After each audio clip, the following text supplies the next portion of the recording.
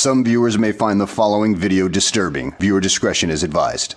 Hey everyone, welcome back to Board Games Unlocked, and Brad and I are doing a discussion over Barcelona. This is I want to say that it's the newest game by Board and Dice, but they probably have released like 4 games since this came out.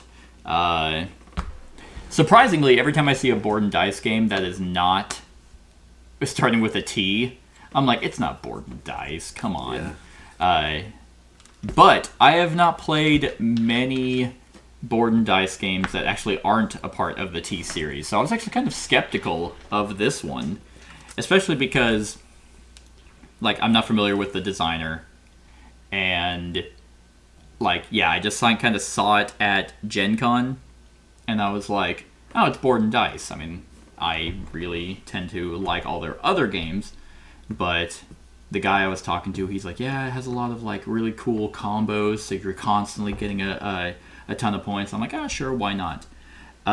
So, overall, what do you think of Barcelona? I liked it. You liked it? There was a little bit of a learning curve at the beginning, but I mean, once you learn it, yeah, it's pretty self-explanatory. I mean, there's not too many symbols. No, not really. And you see the same symbol multiple times, and you're like, I know what that means. Because it took, a couple rounds, and after a couple rounds, you kind of got the gist of it for the most part. Right. But yeah, I mean, you just big swings of points. Yes, like because of the multipliers. Yeah, and that's it depends if you like that kind of game. If you like Euro games to be very tight knit and nickel and diming, like victory points, where it's like, okay, I did 17 different things to get 3 points. That felt good. It's like, I like this one is like, it's one of those where you do one, you're like, okay, here's my 2 actions, and I got 80 points. And it feels good. Like, the entire game, you're feeling like you're doing something. There's very little setup, like, turns. Right. Which, I mean, those have their place, and I definitely like those long-term kind of goals where you do a lot of stuff and then it pays off at the Terraforming Mars and stuff like that, where it pays off at the end. You're like, oh man, that feels good.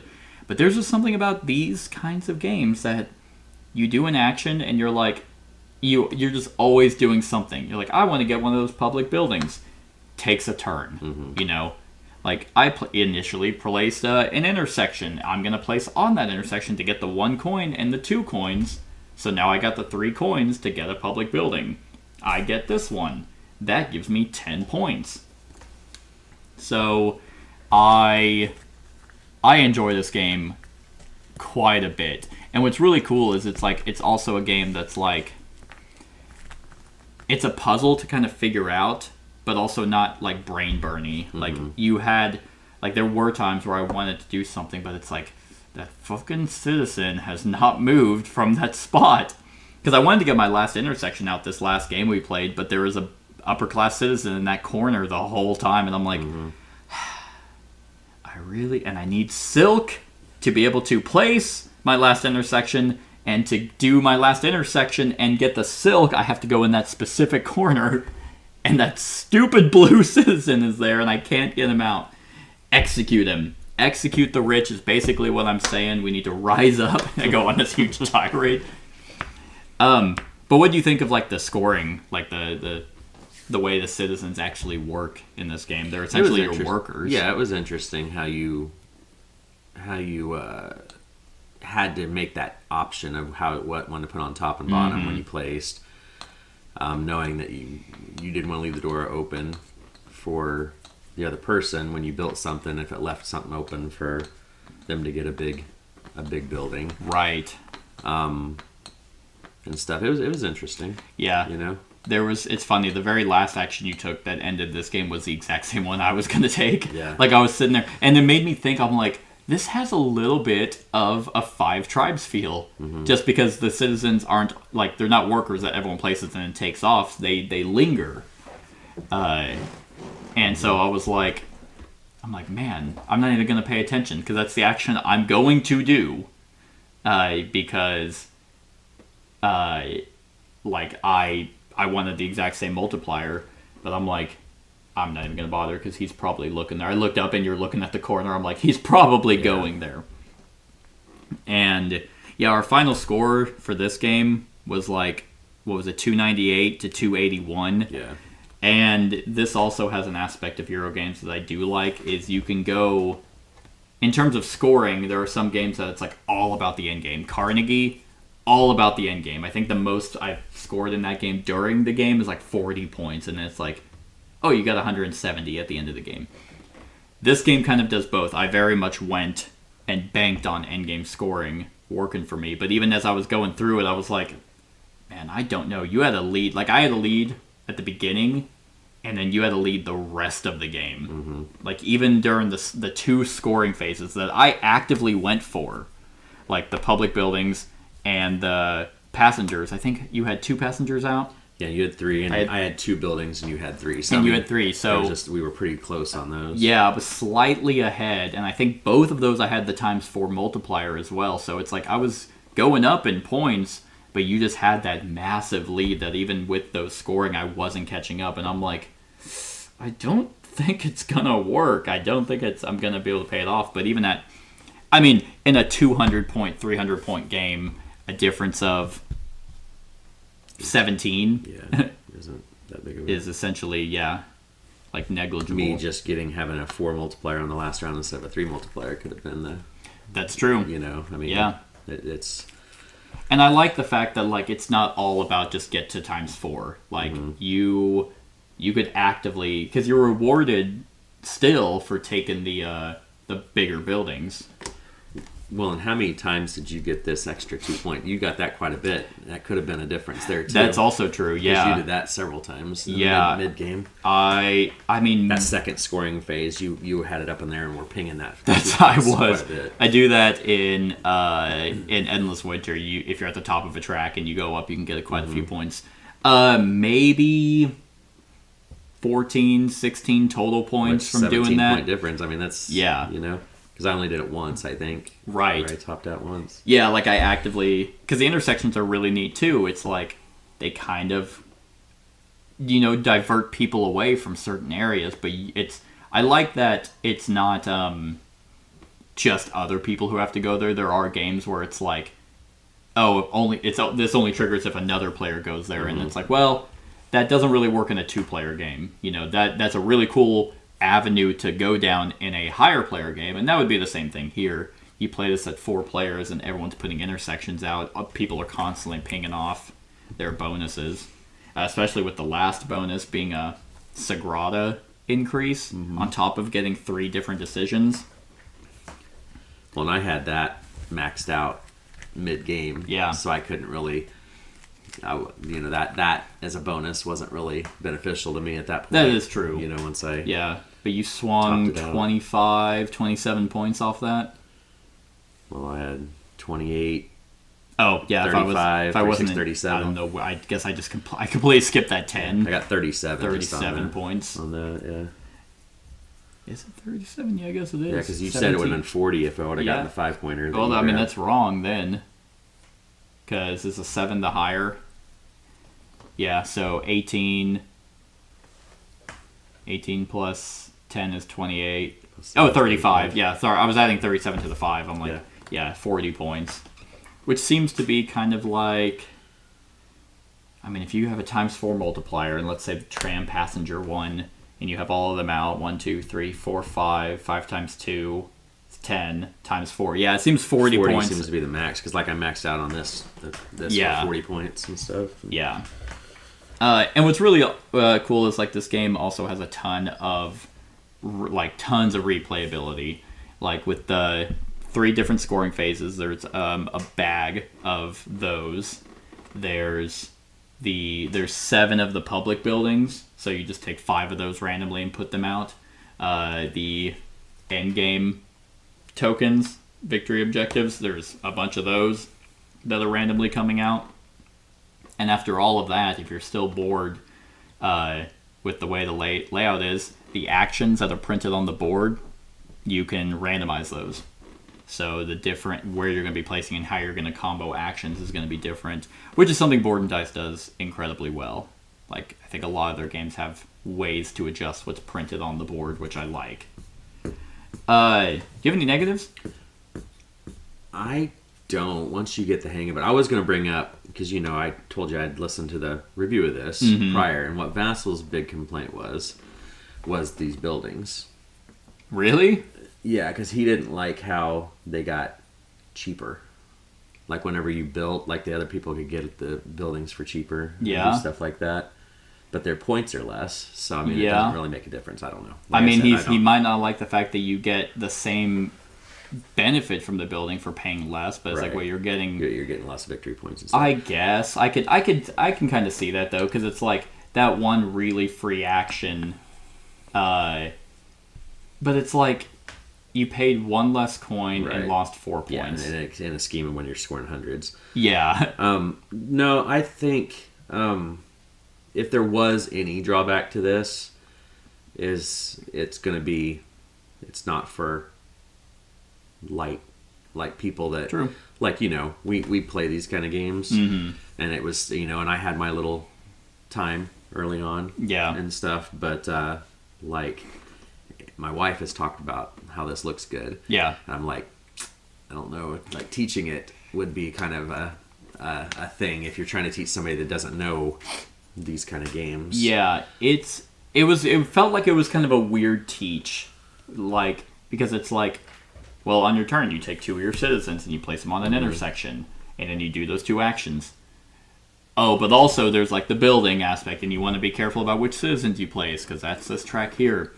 But as I started teaching it, it kind of was like, oh wait, no, that's it. Well, and I think it's like that any point salad game where there's going to have that, because it's like you can score points here, you can score points here, you can score points everywhere, right? So. And it's also one of those games that you're not going to be able to do everything. Right. Like, there's tons of stuff to do. But what's also cool is why you keep... I don't know. Because I think it's Crooked to Mine or something. I don't know. The game isn't just like, here you go. Here's just a bunch of actions you can do. Pick an avenue and hope it works. Because of the public objectives are face up. And you can kind of guess when they're going to score. So it's like, you can be very short term and go, okay, for every silk I have, that's 2 points. I'm going to try and get as much silk. Or you can try and aim for the others. Like, get all 5 public objectives. Get all your passengers out. You can just see ahead and start doing those actions. So, I'm going to ask you something. What does that 20 victory point at the end there mean? Would I have gotten 20 points for finishing the game? I do not remember. No, that is one. Damn it! No. That'd be fucking cool. No, I actually won by 3 points. I actually do not. Because I wonder if all of them get covered up. Like if that's... Right. If all the numbers are covered up. Yeah. That's probably what it is. Actually, I do not remember. Because I was like, oh man, I just got to look and I was like, did I supposed to get 20 points? That'd be really funny. That's game end. Cerdà scoring. It's just curious, because you do get points for when you complete something. You get points when you're doing. I mean, there's just stuff all over the place, and being able to build your buildings over other people's buildings of stuff too is nice. Yeah, and like you don't take anything away from people. Right. Like, it's not like, oh, I kick you out of that building spot. It's like, no, I still built there. You just built on top of me. I actually have no idea what that 20 is. I don't know. So, but I do know you do not just get 20 points for ending the game. Because essentially, one thing and this is kind of just obviously a player preference, I don't like hard end games, where it's like, if you're last in turn order and you trigger end of the game, it's just like done. Right. Because it's like, I much prefer the finish out the round and then everyone gets an extra turn. So I kind of see. My guess would be like if this would have went where these were open and the green finished. Then that would be the 20 that's points, the lowest covered point. That's probably what it was. Yeah, I had to ask. I mean, Yeah, if that was the case, I'd be like, what? That's fucking dumb.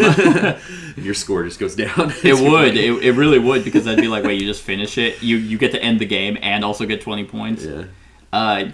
But building, like, when you don't build, this is a really cool system of the game, too, is like, you want to almost always be building, because you get a bunch of points just for doing so. I actually built more than you did. You did, yeah. 1, 2, 3, 4, 5, 6, 7, 8. Because all my pieces were out. You have 1. Oh, yeah, you're right.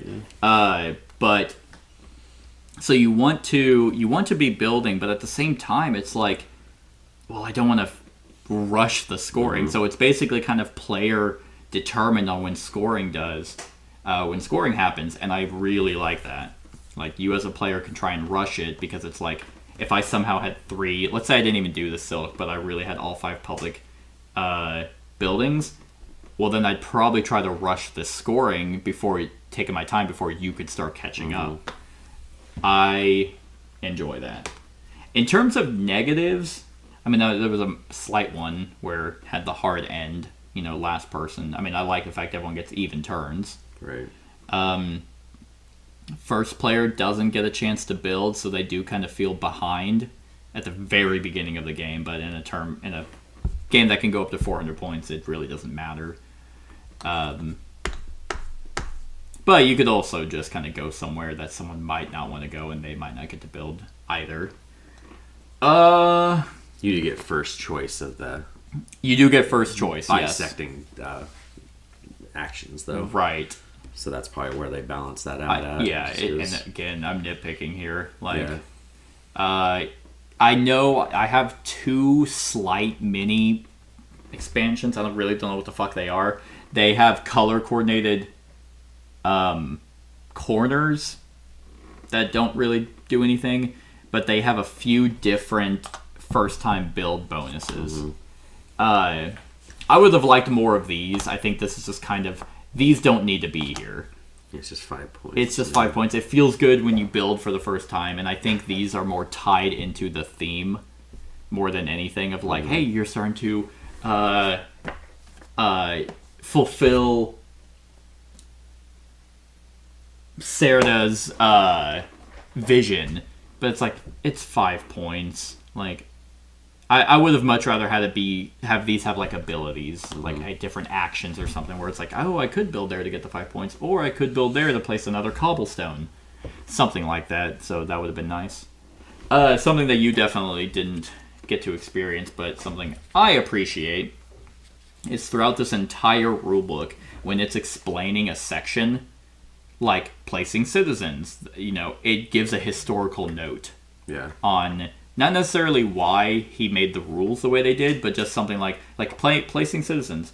This step represents the movement of citizens from old Barcelona who are trying to find a new place to live in a specific part of the Eixample. I guess maybe that's pronounced. Or the cobblestone. This cobblestone design is still present on many sidewalks in Barcelona.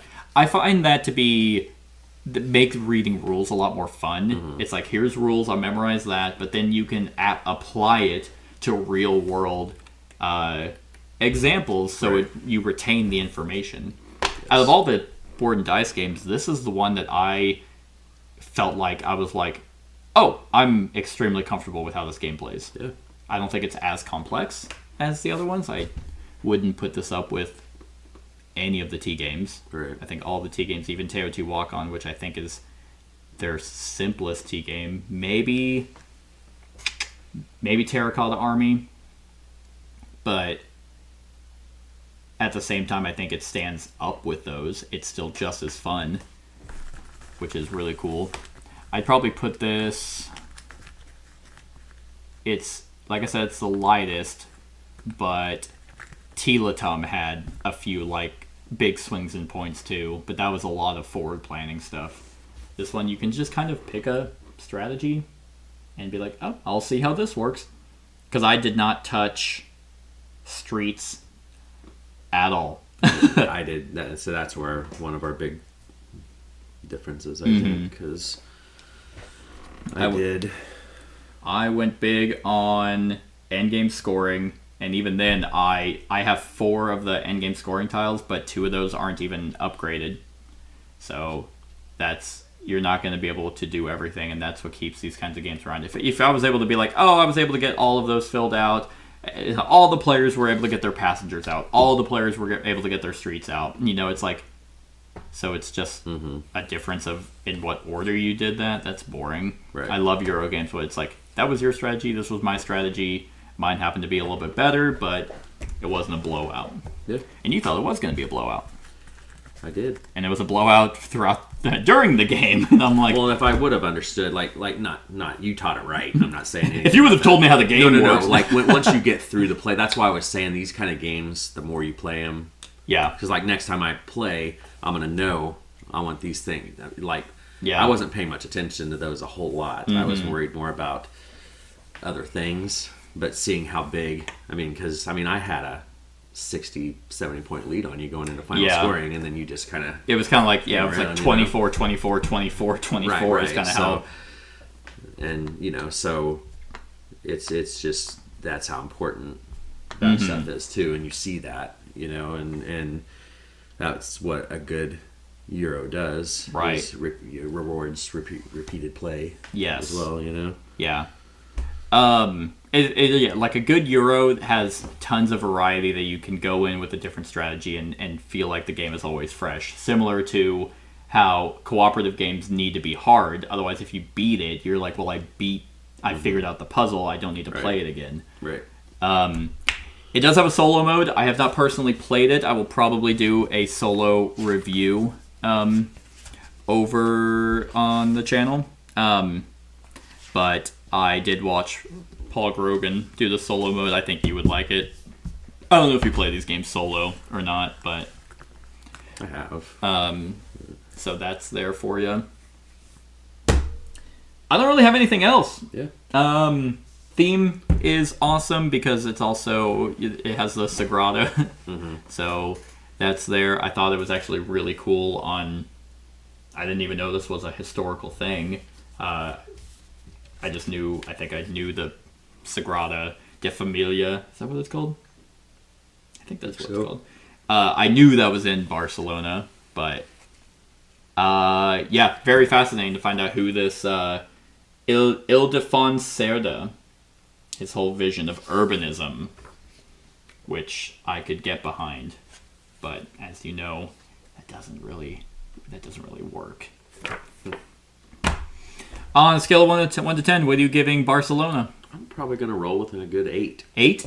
Yeah. That is a very, very solid score. I'm a little bit higher. I think I'm going to give this a 9. Yeah. I really enjoyed it. It was just so stress-free, but it wasn't so like, it doesn't really matter what I do. I'm just going to get points. You still have to work for it, but you're like, yeah, cool. Even whenever I was like behind by like 60, 70 points, like you do another, like, God, that turn you had. That I was like, from there to here. Yeah, you were like over here, and then I was like, you almost fucking lapped me. And I was like trying to figure out, I'm like, did we mess up somewhere? Nope, that sounds about right. Yep. You just got a shit ton of points. I think you did like a building, and then you got I think it was the turn you took a building, which increased your... I did this one. Yep. And let me get the 10, and then I did something else. I built something, and which gave me 2 or something. It was like... Yeah, and then you got a shit ton of points for that, and then I think we went right into final scoring, and then I was like... Yeah. I'm gonna get 2 points. But it didn't matter, Brad. Yep. You fucking lost. No. So I'm giving Barcelona a 10. This one is a 10? A surprise. A 10. I'm giving it a 10. I'm giving it a 9, not a 10. So 9. 9 is what I'm giving it. You got anything else? Nope, I don't think so. All right. Well, that's our thoughts on Barcelona. Let us know what you think of the game in the comments below. Other than that, like, comment, share, and subscribe, and have a wonderful whatever time of day it is for you. Hey everyone, thank you for watching, and I really hope that you enjoyed the video. If you would like to see more of my content, go ahead and click that subscribe button and the bell to be notified whenever I upload any new content. If you feel like supporting the channel, you can go ahead and click that Patreon link to be taken to my Patreon, and any help is truly appreciated. Other than that, stick around for any other run-throughs or reviews or cool top 10s or whatever I feel like putting on. Other than that, like, comment, share, and subscribe, and have a wonderful whatever time of day it is for you.